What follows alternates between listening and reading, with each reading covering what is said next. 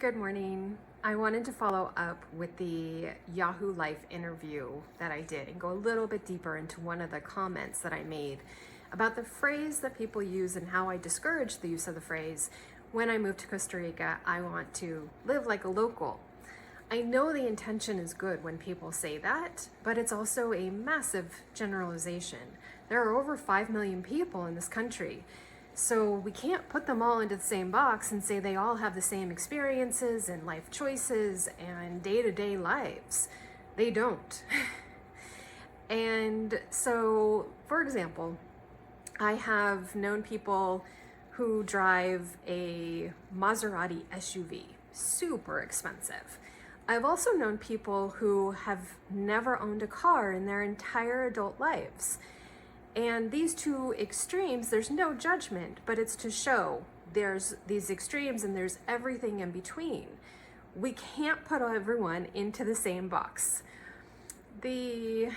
What I would suggest is when you move to Costa Rica, and even as you're planning your move, start to think about, okay, what does that mean for you? What does it mean to live like a local for you? What are your likes, wants, needs, priorities? And also realizing that when you're here, you may make some shifts. It's okay to change your mind about something. It's okay to say, I thought I didn't need this, but I actually do. Or I don't actually need this. I thought I did. That's okay. It's okay to change your mind.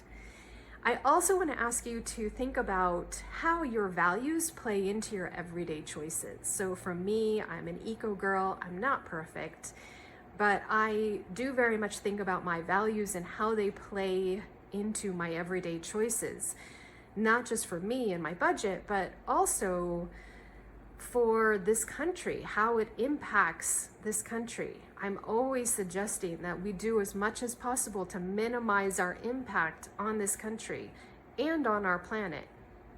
So we can't put everyone into a box and say we want to live like a local. It just doesn't work like that.